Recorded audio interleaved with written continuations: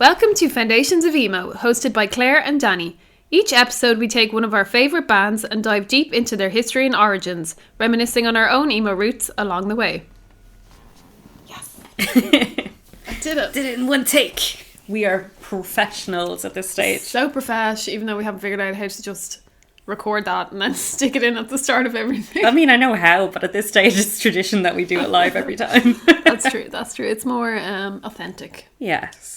So we've got a number of things to talk about before we start today's episode. Yeah, a few gigs. We have been so busy. So busy. So popular, like everyone wants us to go to their things. Yeah, we just haven't had a second, which is why this is so late. Yeah, well, that's why we're double recording today, is to make up for the fact that we're late the past number of times. Yep. So hopefully it won't happen this time. But yeah, so let's see, where were we? So first up, we went to see Jodie Sinclair support Crown the King. Yep. So that was a gig in the Grand Social. Yep. It was really good. 2 Fridays ago? Yeah. Yeah.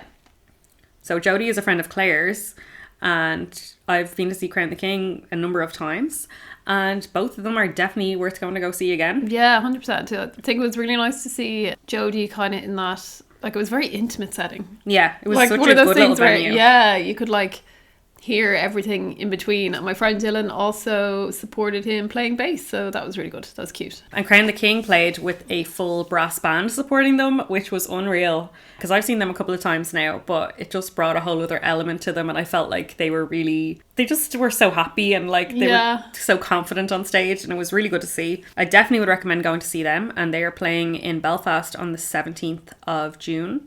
That was my first time seeing them play. Mm-hmm. Loved the element of the brass band. It was so good. And really loved their songs. Actually, one of their songs is in my head for the next few days after that. So that's a good sign. Yeah, they're like a Dublin-based pop-punk band. And definitely worth checking out on Spotify. Yes. So after that, I went out and Claire went home because she's, a responsible adult. I was working. She was working the next day. So I went out with Claire's friends and we went to Outcasts, which is a new night that's on in... Workman's? The Workman's, downstairs in the Workman's. And it's like emo throwbacks and, Sounds so good. I can't remember the last time I had so much fun. It was insane. Like the dance floor, they were playing Bring Me the Horizon and Fall Out Boy, and they were playing songs that weren't singles, like just songs off the albums. Oh my god, like it was my dream night. Like I had the best time. So they're doing a night once a month. So I think the next one is the Friday, the 23rd, I want to say. Maybe double check that. Yeah, definitely worth going to. It was such a good night. And I didn't go home till 4:30, and I don't know who I think I am because I am 33 years old and I cannot hack the sesh like I once could. But it was a great night anyway, so definitely recommend going to that. And then the next night, we went to the girls at Give 'em Hell's summer clothing launch. Yes, that was amazing. That was super good. Danny's wearing one of their t-shirts right now. Yes, you'll see it in the videos if you follow us on our social media at Foundations of Emo. It's a hand tie-dyed top. Yeah. Which hand tie-dyed them all herself. Yeah, it's so amazing. Good. And then I also bought a hoodie, which I love. Super comfy, super soft. I just have like nearly all their clothes now. They were doing a poll on Instagram the other day and it was like, do you prefer this beanie or this hat? I saw that, yeah. They were like, do you prefer this t-shirt or that t-shirt? And I was actually just voting in them, and then I was like, I have both of these. How can I choose? Which is my favourite. But yeah, definitely check out their clothing. God, this is just like... I feel like this is like a sponsored episode. Nobody's asked us to say this. Yeah. We've just been having a good time lately. We want to share it. And then during the week, we went to see We Came as Romans, supported by Caskets. And, oh my God, I can't get their name right. See You Space Cowboy. See You Space Cowboy. I keep referring to them as like spaceships in there for some reason. I don't think it's all the S's. And they were all very good. I loved seeing Caskets because I've liked them for a while now. Me and you have been following them. Loved Caskets. I was so excited when I found out they were supporting We Came as Romans. Yeah, I hadn't like really listened to We Came as Romance. Romance? My Chemical Romance. I hadn't really listened to We Came as Romance before, so I was more going to see Caskets, but We Came as Romance were incredible as well. So good. And I had seen them, so this was on the Tuesday, I'd seen them on the Sunday at Leeds. So they'd played obviously Leeds South on the Saturday and Leeds North on the Sunday. And I was saying to Danny, I just love how they brought the same energy. Yeah. Like, I'd be fucking knackered if I was playing all those. Not like, they were just so energetic. Every song was just so good, high energy. Loved it. Yeah, and to be fair, they were playing in the Academy and it wasn't sold out, but the people who were there Like the crowd was amazing. The crowd was amazing, and I just love how much, I'm going to generalise here, but the majority of men love a circle pit. Like, it just puts such a smile on my face when a band is like, I want to see a circle pit, started right here, generalising that everyone's American. And then all the lads are like, yeah, like gearing themselves up, you know, shaking their shoulders, ready to run in that circle and fucking bash into each other. Men just love running in circles. Yeah, no, it was an excellent gig. And the week before, I had actually gone to see Billy Talent in the Academy. Oh, yeah. And out of all the gigs that I have tickets for this year, it was one that I was least looking forward to. Not, like, I've seen them before years ago. It's just I haven't listened to them in, like, 15 years.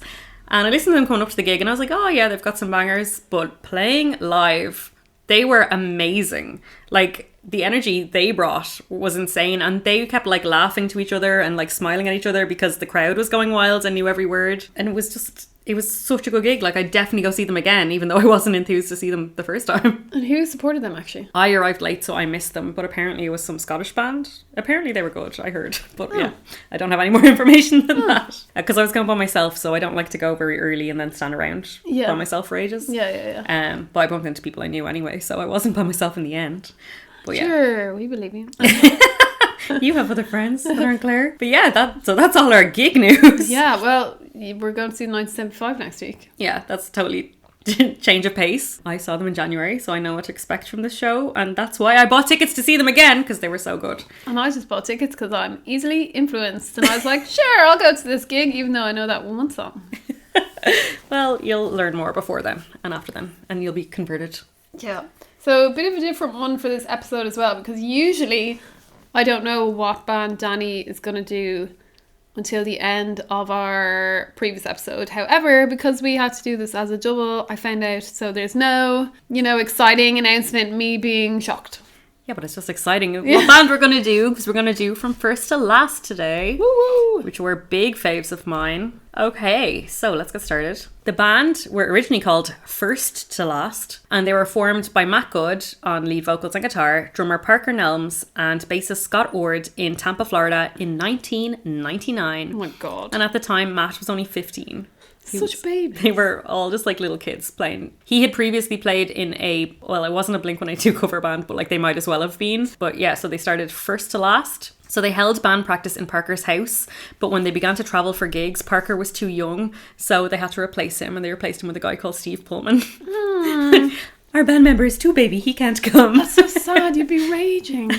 So in 2002, Matt joined a grindcore band called The Colour of Violence, which at the time was called Skeleton Slaughter versus Fetus Destroyer. And that's where he met Travis Richter, who would later join the band as a guitarist, and Joey Antillion as a bassist. So there's like so many lineup changes and different things going on before they became who we know them as today. So later, Greg Taylor became the drummer, and he wrote 4 songs for their Aesthetic demos, which is obviously the first music that they released. So after hearing these songs, a guy called Philip Reardon joined as a vocalist, and Derek Bloom joined on drums. So by the end of 2002, they had changed their name to From First to Last.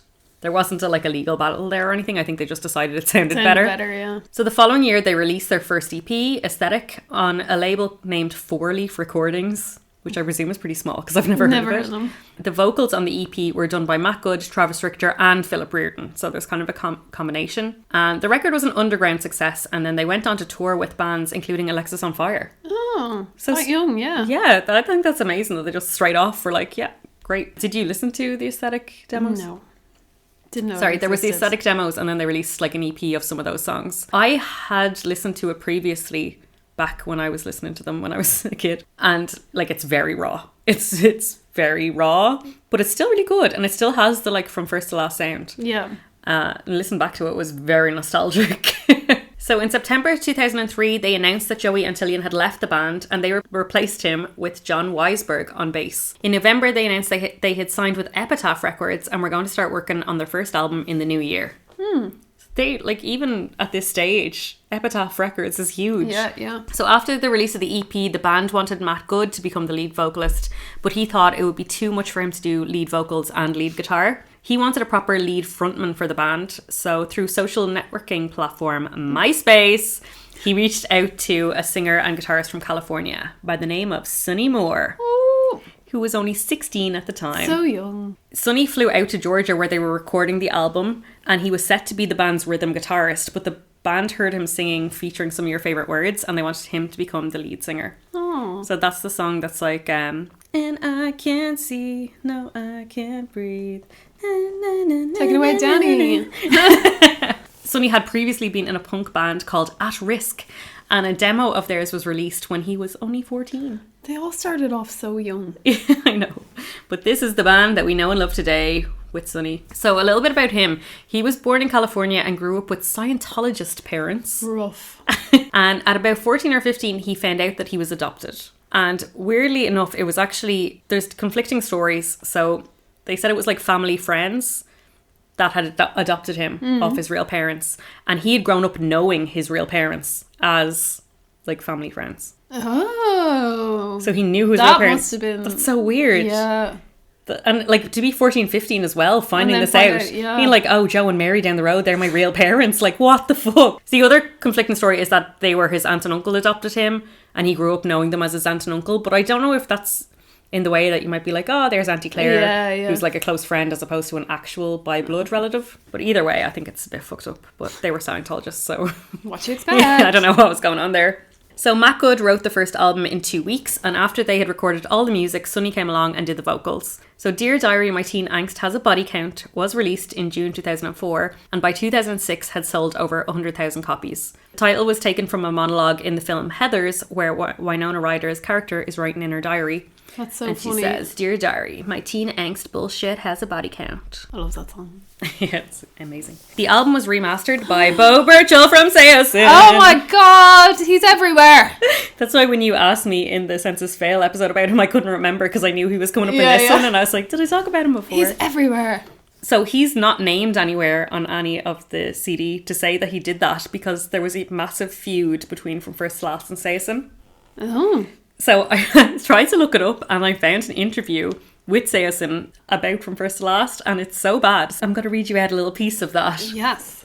So Bo said, I remixed their record. It came out and sounded like dog shit. So Brett at Epitaph asked me to remix it for them. They re-released it and didn't even put my name in the credits. They kept the old mixer's name in the credits. It was kind of a bum out. I thought there was a couple good songs by them on the record, and then I produced a song from them on the Smart Punk comp. But the new album by them just blows. Jesus. And then Cove from the band said they had about 4 or 5 good songs. And Justin said, you know how we were talking about the scene thing? That is the kind of band that is going to be here today, gone tomorrow. So I just think that's funny because It's From Justin... First to Last have outlasted Seosin, I'd say. What?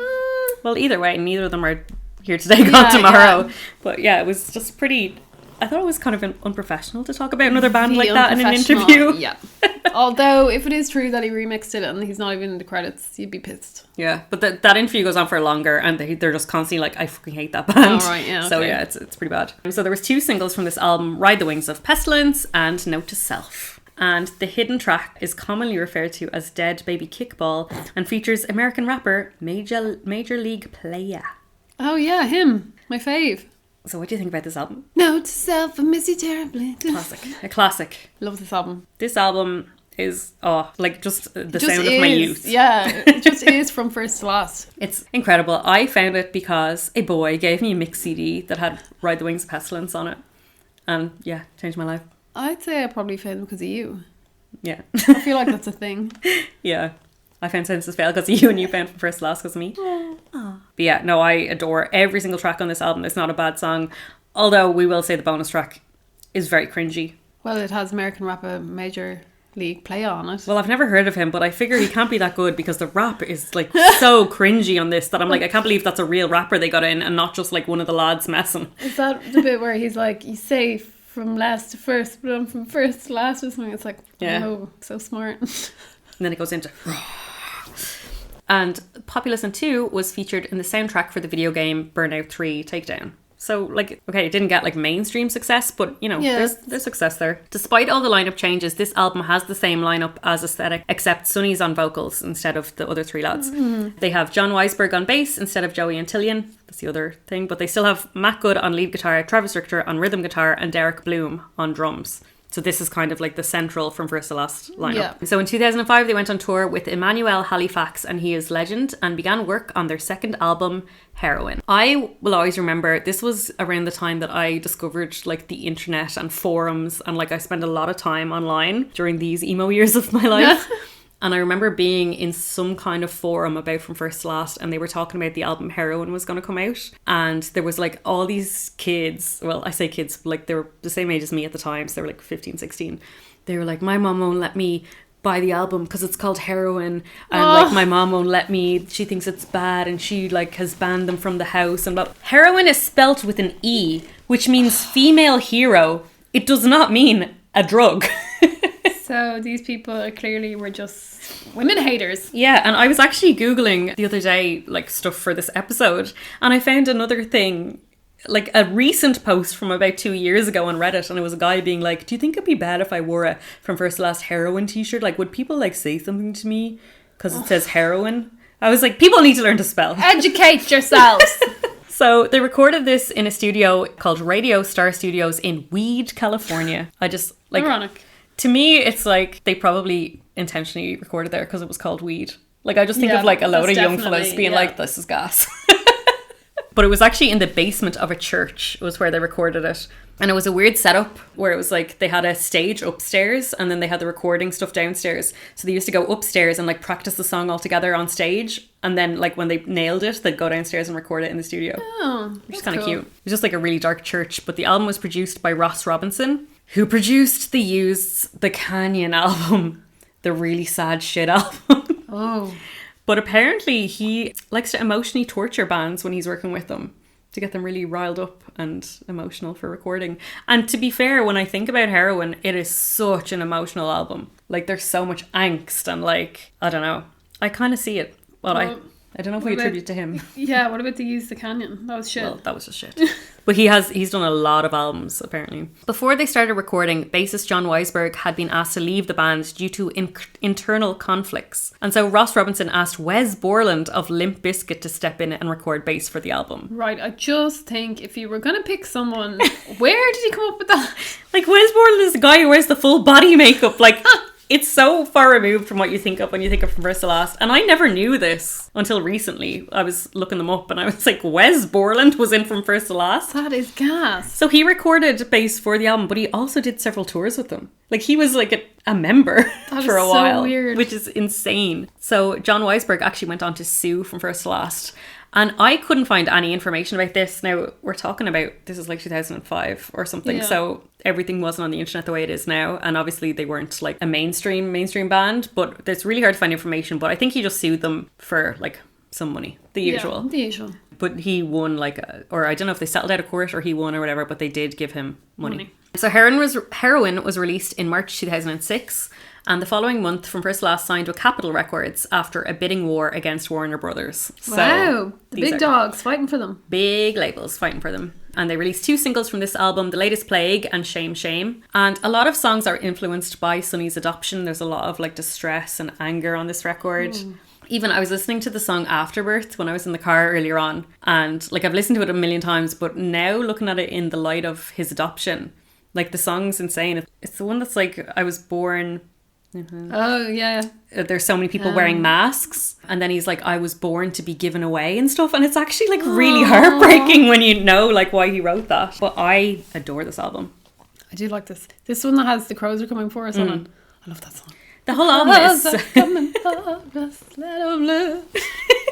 The whole album, it's so like, I think it's much darker than the first one. Yeah. It's like atmospheric. It's epic. It's more mature. It is. It's definitely more mature. And I think... I don't know, it's more complex as well. Like, I love Dear Diary. I think, to me, that's quintessential From First to Last, but this is, like, the perfect evolution from that. Yeah, definitely. Excellent album, start to finish. It also has that song, Waltz More, on it, which is apparently, like, the most personal song Sonny's ever written. And it's actually, when you listen to the lyrics, like, he's just like, I can't eat anything without shoving my hands down my throat. And he just talks so horribly about himself the whole time, but it's a great song.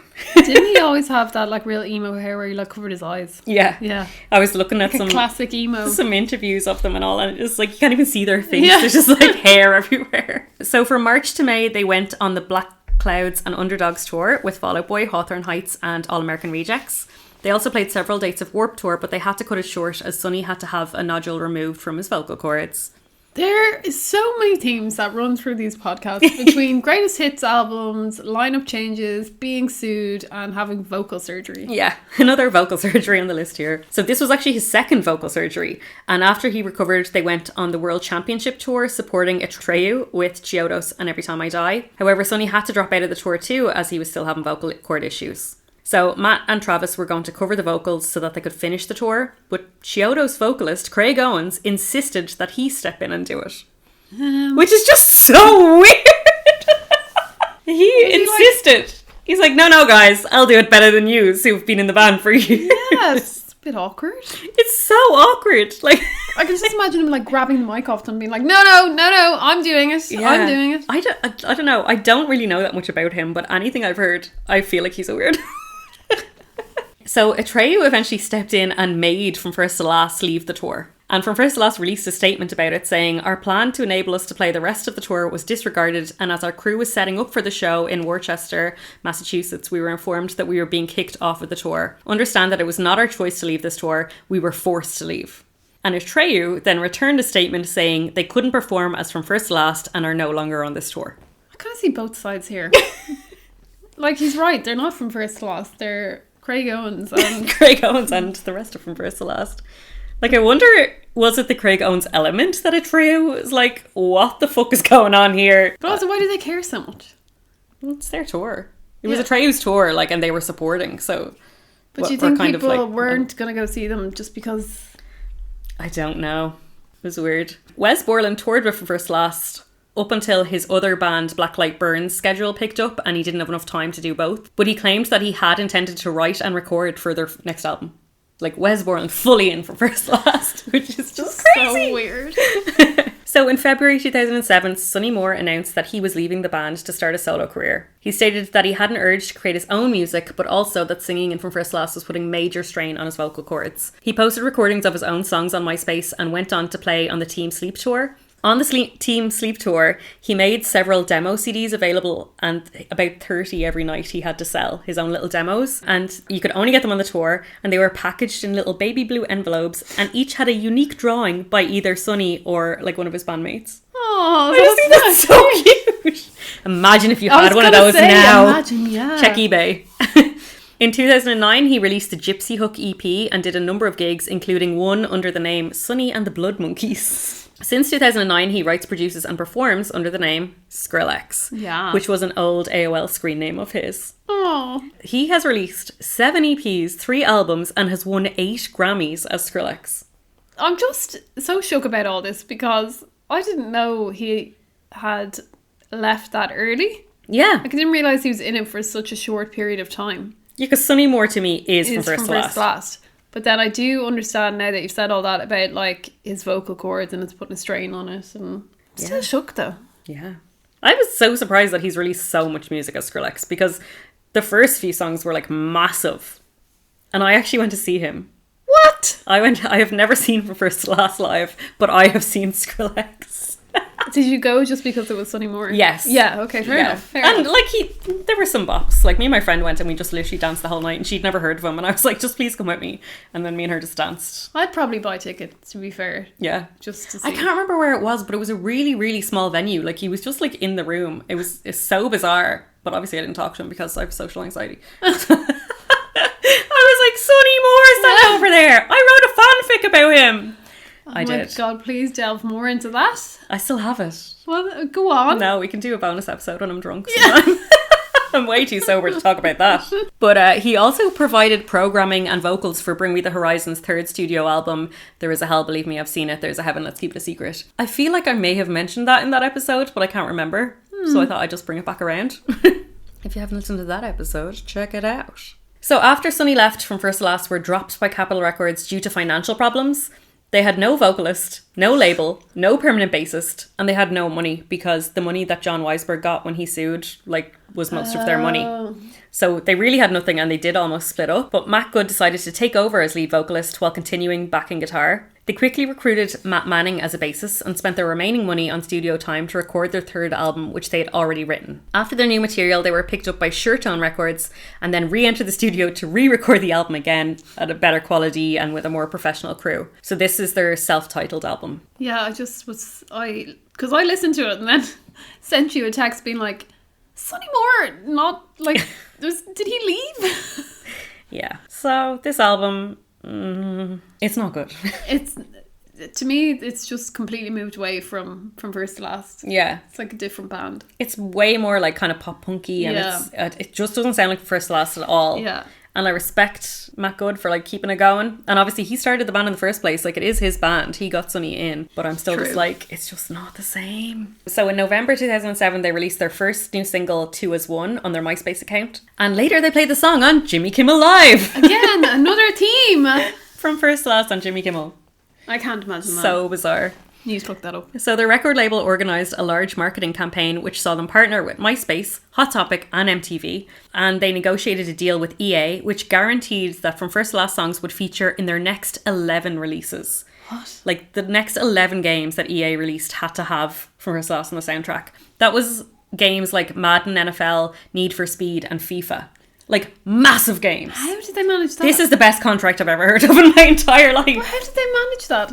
It's Suretone Records. I've never heard of them. Apparently they're like a really major label. But of all the bands, would you really listen to From First to Last and be like, do you know what? FIFA.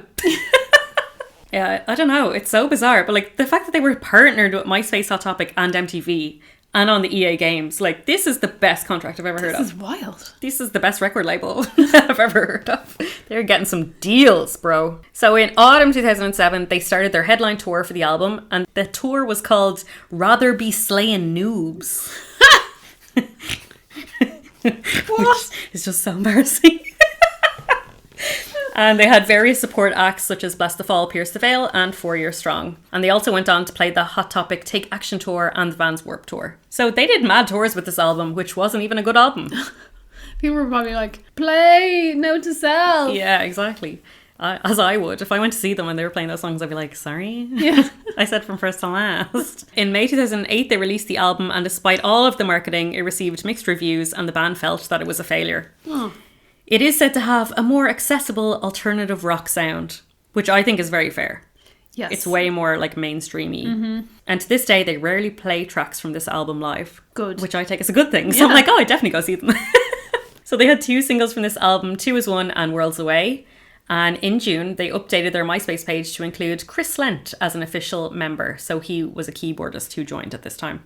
A lot of bands take on a keyboardist. Yeah. And it's when I think of like starting a band, I would never think like, who are we going to have on keyboards? Well, do you know what?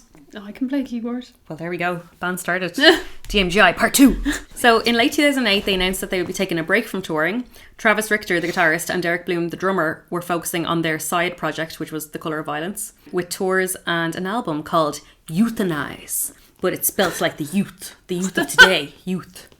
Which they released in April 2009. And Chris Lent toured as a drummer of I Set My Friends on Fire, as well as one of the 2 drummers of The Colour of Violence. And the other drummer in The Colour of Violence was John Syverson of the band Daughters. Never heard of them. Me neither, but I just included that in case someone did. So in early 2009, From First to Last began to work on new music, and by the end of the year, they were back touring. So their hiatus wasn't like that long. In October the same year, they announced they had signed with Rise Records. There was a really big thing in the documentary I watched about this because they didn't like being with Suretone Records because they were such a major label. They found that they were really restricted in what they could do, and like the label had such an input into everything they did. Yeah. So they really wanted to get away from that label. I'm like, the label that brought you fucking EA Sports.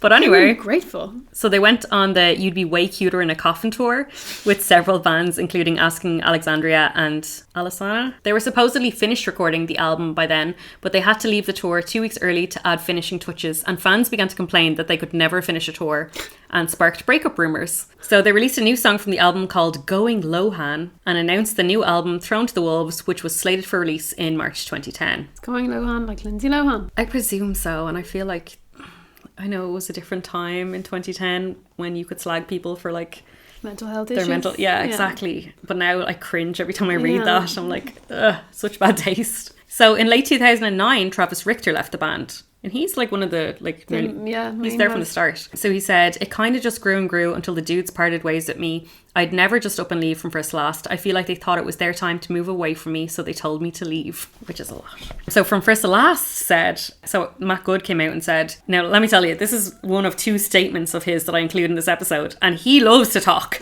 Now, his statements are just like word vomit. But anyway, he said, since the news has become public, I thought I'd take a minute to address it before wild rumours start flying around.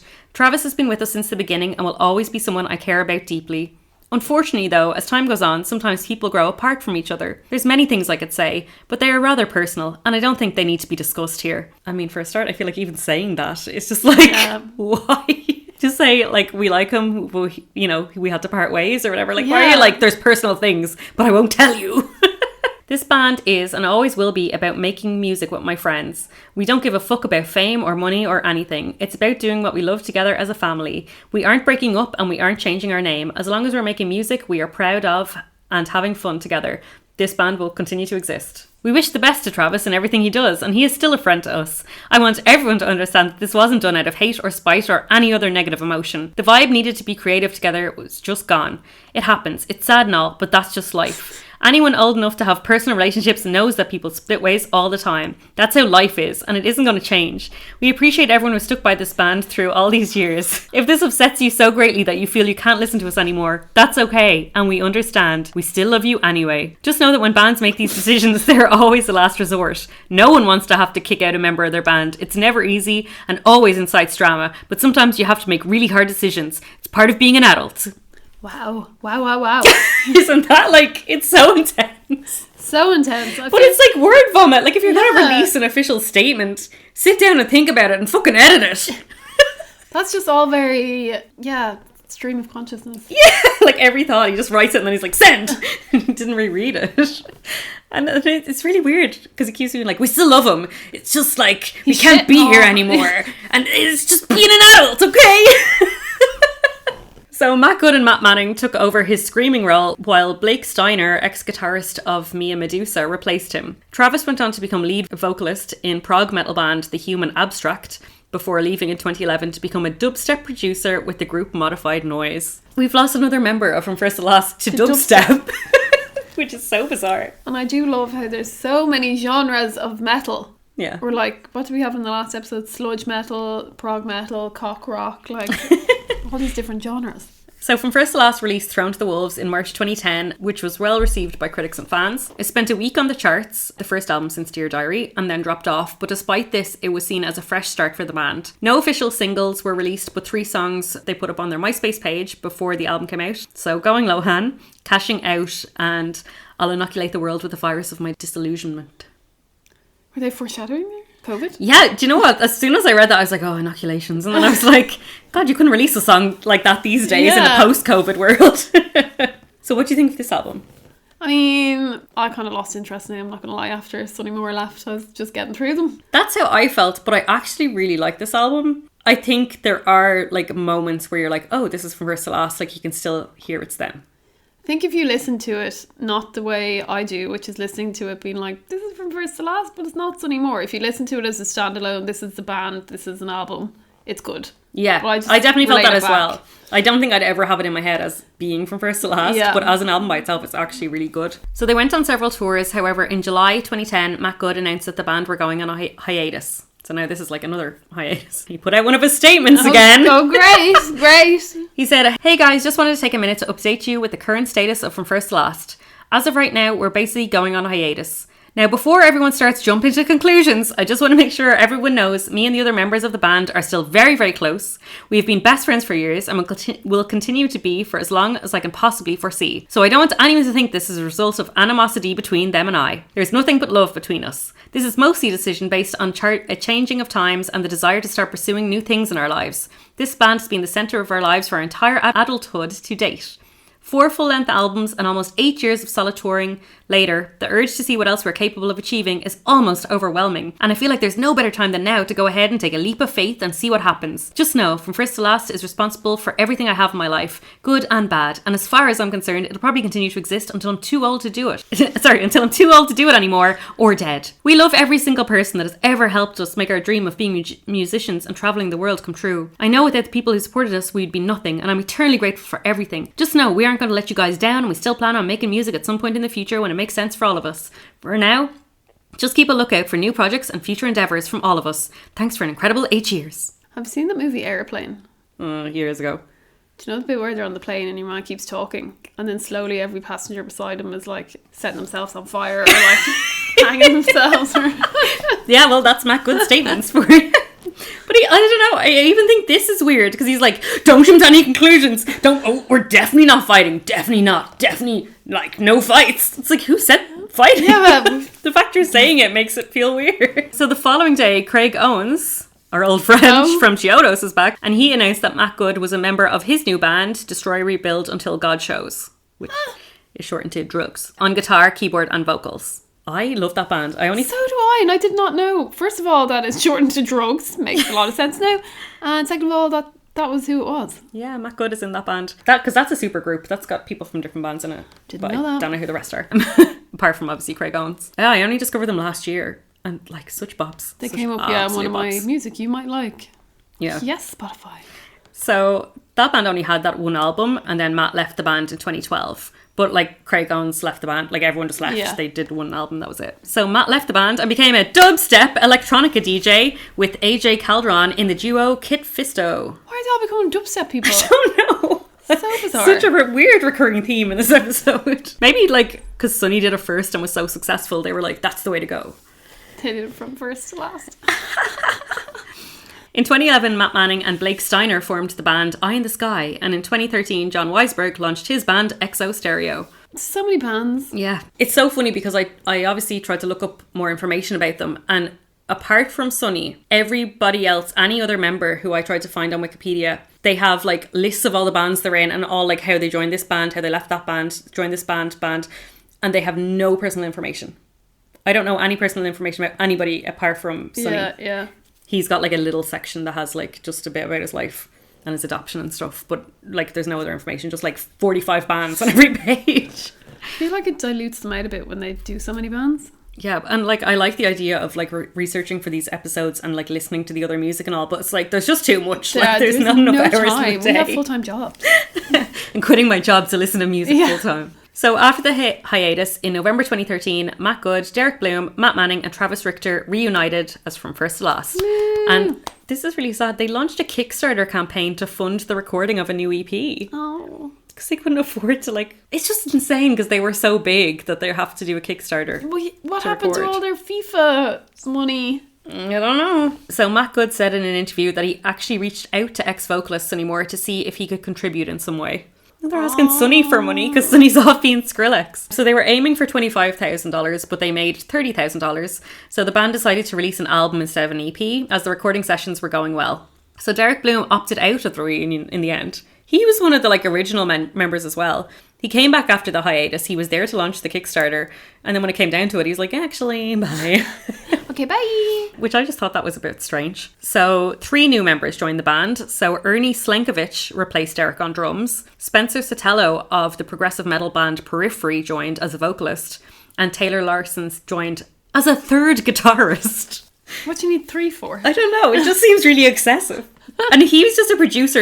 I think he was like producing the album or something, or mixing, or he was doing something. Yeah. But like he's actually a 3rd guitarist as well for this album. Oh. Why? For its 10-year anniversary, the new lineup released a new version of Note to Self from the album Dear Diary.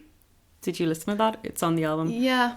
I don't see the point in it. I don't see the point. Like, I kind of see why they put it out as a single, kind of to be like, we're back. Yeah. And we've got new members, but we're still, like, this way. But, like, I don't know why it's on the album. There's 3 songs from Dear Diary on this album. And also, the songs are so Sonny Moore. As in, they're so distinctive with his vocals. And like, meh. So that when your other man sing them, you're like, ooh. What is this? Yeah, it's not the same. So in the autumn of 2014, the band went on tour with Black Veil Brides, Set It Off, William Control and Falling in Reverse. And in November 2014, they released the first single, Dead Trees, from the forthcoming album, Dead Trees. Weeks later, they announced that they'd been signed to Sumerian Records for the release of the new album, and they released that in April 2015. And there were 3 singles from this album, Dead Trees, Black and White, and I Solemnly Swear That I'm Up to No Good. Harry Potter. Makes me cringe so much that you, as a band member, would write a song about Harry Potter, but anyway. I do love Harry Potter. No. Just no. You're a wizard, Danny. Christ. I am not. What are your thoughts on this album? I just gotta skip through it, I'm not gonna lie. I listened to it for the first time today, and I only listened to the first time yesterday, to be fair. I don't think it is a bad album, but it's not from first to last. No, we're back to it that again. Yeah. It has a whole different vocalist, not even Matt Good, like just some random chap from another band. Just hopped in and was like, yeah, sure, I'll sing in this band. And like, maybe I would like it if I listened to it as not from first to last. Because it sounds nothing maybe that's like our problem. Yeah. I listened to it and I was like, this album is grand. But I was just like, but it's not from first to last. No. At all. There's no, like, consistency between all the albums. Yeah. They could all be different bands. Yeah.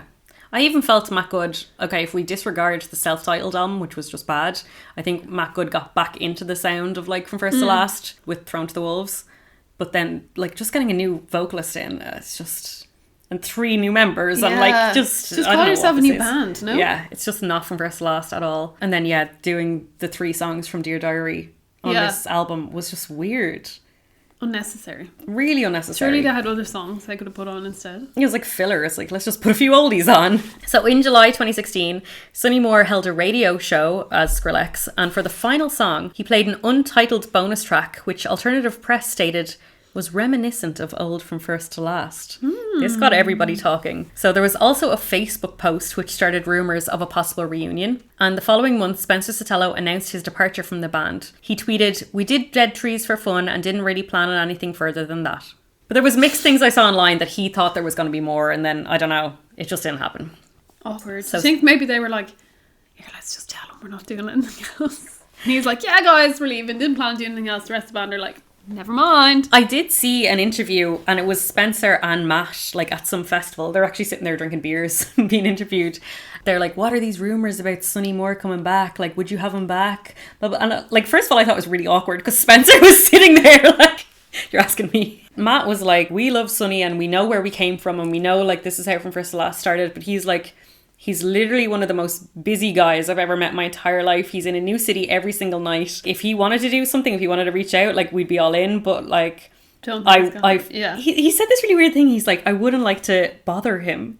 And I was like, he's were in a band together for years. It's like that whole when he was like, sorry Sarah, can I borrow 30k off you? But it sounds so weird, just being like, I wouldn't like to bother him. Yeah, he's so busy. Matt's really cute. He's like a little baby. But he's not. He's like older than us, but he's like a little baby. He's still an emo kid even to this day. Aww. But I thought that was really strange. But anyway, poor Spencer got the boot. So in January 2017, on Sonny's birthday, he tweeted, "Happy birthday," with a link to a new From First to Last single, Make War, with Sonny on vocals. Really confusing. He's back, baby! Yes! So they also announced that Derek Bloom was returning to the band, the original drummer. Cute. But he's not on that single because Travis Barker is. What? Travis Barker has to have a go on everything. He does. You know? He has to be on everything. He's like Craig Owens. He's just like knocking on the door in the studio on a random Hey day. guys, who's in here? I'm coming in. I'm having a go. So then this was so exciting. So during Emo Night in LA in February of 2017, the band played their first show back together. So aside from the new single, the set list was purely songs off Dear Diary. I saw a clip of this. And okay, I thought that Sonny coming back was kind of a surprise, but it wasn't because they knew from the single. Yeah. But when I watched the Emo Night, like they're all on stage, they're like From First to Last. And like Sonny's not on the stage. So I thought when he came on that everyone was like, fuck, it's Sonny. They didn't know he was back. But apparently he had announced it a couple of days before. He tweeted and he said something like, just gonna go do a show with my old band. Like, that's all he said. Like, but they knew he was coming out. But oh my God, because the lights, it's really dark. And then they're just like, kill the lights. And then like, little Sonny's on stage. And I was like, I actually, being there. I got goosebumps watching the video. Aww. So the guitarist Taylor Larson did not perform and has since left the band. So Sonny stated that the band intend to make more music, and in December 2017 they released a new song called Surrender at another emo night, which was then released in July 2018. And since then there's been nothing. Radio silence. Yeah. Weird. I know we've had COVID and stuff in between, but like they were like, yeah, we're back, we're gonna make more music. Yeah, it seems like they had a load of momentum going there. That was 5 years ago. What are you doing from first to last? What is Sonny doing? Skrillexing. Yeah, I don't know. That is bizarre. I need to watch this space. Yeah, like I still feel like there is going to be something, Yeah, but I I do. just don't know when. And the rest of the guys are all doing, like, they've got their own other little bands and they're doing producing work and working in studios. I think one of them has his own music studio, and they're all still doing music stuff, but like just nothing No. has happened with From First to Last. Interesting. So now it's time to get into the controversy. The only reason I'm here. So, spoiler alert, no perverts. Yes. Which 3 is in a good. row, Good baby. news. 3 in a row. No perverts. So in 2015, Sonny Moore had a major fight with Deadmau5 that played out online. You know Deadmau5? Yeah, isn't he basically like Sonny Moore? Yeah. They actually worked together. I meant to double check what the timeline was, but I presume they worked together before this. But basically, Sonny was doing an interview and he said, I'll always have love for Joel because he's put me on at an early time in his career, but he's an asshole. And everyone knows that. He knows that. I think that's kind of his thing. The one thing that is unfortunate about it is he has a record label, and when you have a record label, you've got to be a leader, and he has people that are signed to him. I couldn't imagine being a leader going out with a public image being such a negative attitude. So Deadmau5 had tweeted about another guy, Jack U, who Sonny also had worked with before. So Jack U did that song with Justin Bieber, Where Are You Now? Yeah. So Deadmau5 tweeted about it and said, made the mistake of listening to this Jack U shit with Bieber, assuming they at least did something cool. Nope. What the fuck is this shit? So then obviously Sonny said that in an interview about him, and Deadmau5 went on a full-on Twitter rant. I love the Twitter rant. These are multiple tweets, like separate tweets all in a row. So he said, everything is in caps lock for the record. Don't really give a fuck, to be honest. He should have brought that up when I released his first album for him. Whatever, you like what you like. Thanks for that pocket full of certified psychoanalysis. It's really unfortunate I have a label. Sorry for being me. At the end of the fucking day, if I'm miserable, moody, negative, then that's just me dealing with, or not dealing, internal shit. Yes, I'm aware that I can be a fucking diva. Yes, I'm aware that I have more than one complex. Very fucking aware. The people you should really fucking worry about are the people who don't know it. So yes, at Skrillex, I'm super sad I'm not as cheerful and super inspired by life like you, and I'm so sorry I'm an asshole, but how about you let me worry about that shit? Some people don't want to be helped. I'm scraping by life with my fucking insecurities and successes just fine. Now give it a fucking rest and talk about cats or some shit so I can go build a PC. Okay, whoa. What's wrong with the cats? Why do we Well, have he's saying that Sonny talks about cats, so I'm like, that makes me like Sonny more. Okay. Sonny more.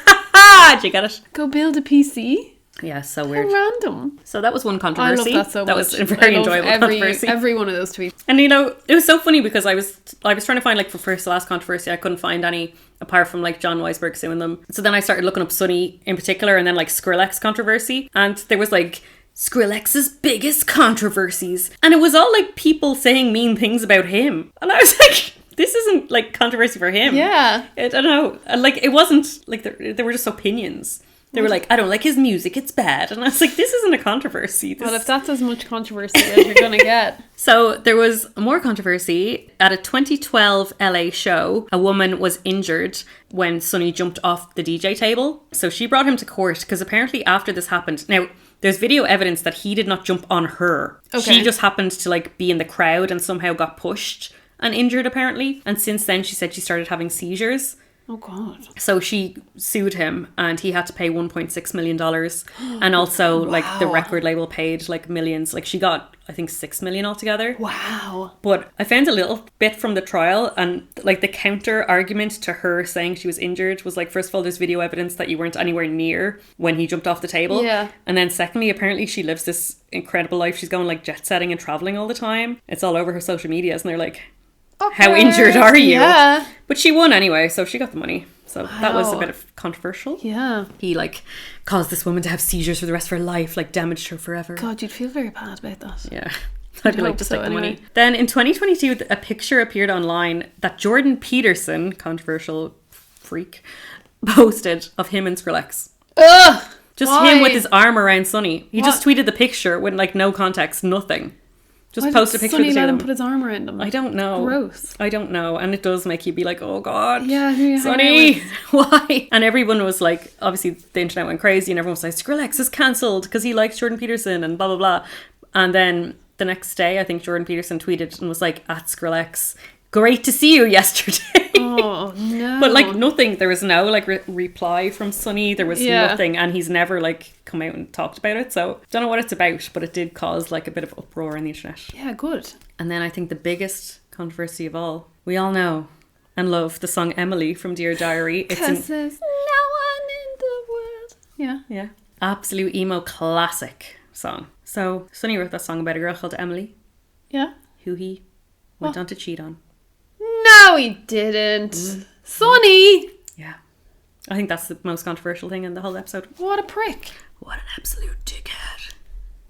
That's my episode on From First to Last. Did we talk about the fact that Sonny Moore went out with Ellie Goulding? Oh yeah. How random. Yeah, in 2012 they dated for a while. Is that not the weirdest pairing? Where did they It's even meet? so strange. It is really weird. So strange. Well, I know a lot more about From First to Last than I knew at the start of this episode. Yeah. I learned loads about like all the other lineups they've had since. Didn't know. But I do think they were essentially a different band by the end of it. Like, those albums with the different lineups, they should have just called themselves something else. Yeah. But now they're back together. You know, from 5 years ago, the last time they mentioned it. I'd love to go see them. But only if they play the Sonny Moore stuff. Yeah. Oh my God, I would love to see them live. I haven't, as I said, I've only ever seen Skrillex play. It must be so irritating though if you're that kind of band and you're trying to, you know, keep going without Sonny Moore and everyone's just like, play the Sonny Moore stuff. So, let's talk songs. What is your song on repeat? It's a fairly obvious one because it just gets stuck in my head all the time. It's Ride the Wings of Pestilence. Excellent song. Ride the Wings of... My one is also from the same album, and it is Populous in 2. Oh. That's the one that's like, That's even the if one I spent 2004 listening to Marcy in my car. That is a banger. Oh yeah. But the way he says that. Yeah, his voice is so waily and like, to me that's like pure emo, his voice. Yeah. So like, listening to Marcy. But nothing is like it, as we learned when other people tried to be Exactly. the singer in From First to No one can Last. recreate it. And what is your song to skip? I like it. Right, we're going to have to find this one because I only just... Oh, Back to Hannah Lee. Oh yeah, that was a weird What is one. that about? What album is that from? Dead Trees? Dead Trees, yeah. So my song to skip, and I feel bad about saying this, I'm not gonna lie, and it's from Thrown to the Wolves because I really like the album, and then the last song, Now That You're Gone, is really bad. It's really long and it's really strange. It's like, it's real experimental and it's got like a little bit robot-y stuff going on that I was like, oh God, here's the Not dubstep. ready for that, yeah. But it is about Matt's dad dying, so I feel bad being like, it's a shit song, but it is. But it's a Sorry, shit Matt. song. Sorry to your dead dad. Well, I was actually almost going to pick Emily as my song to skip. Me too. Like, Why though? it's an absolute emo classic, but like, it's overplayed. And It's overplayed and also can't really sing. yes, he Super can. British. No, that's not a correct It's opinion. very like, a smiles and a dentist, the only thing that... You know? yeah, Just a bit great. excellent. No, I just feel like it's overplayed, and there's so many bangers in that album, and then when it comes to that, you're like, okay, Yeah. it's time to get sad. It is a classic. I feel like that's also a theme with these episodes. It's like, I never want it to be time to get sad. Just don't lower the tone when we're having a bop to our Yeah, emo exactly. songs. Even though that's the whole premise of emo. So, what band are you going to do next? This is a spur of the moment decision that I only decided about an hour ago, but I feel like it's fitting. I'm going to do We Came as Romans. Okay, that's exciting. Because I love We Came as Romans. Not just like because I saw them on Tuesday.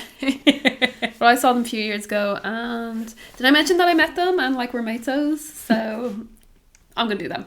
That's exciting. I didn't Yeah. know you were going to say that, actually. Who do you think I was going to say? No, don't say it. Yeah, I won't say because I might give it away. No, that's exciting. I'm Because like- I don't know anything about them. You've told me a little some. Yeah. But, yeah. And I'm we can go interested back to and learn listen more. to them again. Yeah, because I really enjoyed the gig, even though I hadn't really heard them Yeah. before. So yeah, I'm That's so exciting. excited. So hopefully we'll be back on a proper schedule uploading these episodes, but no one's like messaged us being like, oh my god, where's the episode? It's Wednesday. Because I know you're all waiting with bated breath. Yeah. But don't be afraid to message us. Like, we'll tell you. We'll be like, oh, it's coming sometime. But hopefully now that we've recorded a double episode here, we'll be back on a better schedule. Yeah. And we'll talk to y'all real soon. Who knows what we'll be doing by then? But if you want to know, you should follow us on our social media. We're Foundations of Emo on Instagram and TikTok, and Foundations Emo on Twitter. So we'll talk to you then for We Came As Romance. Okay, bye! Bye!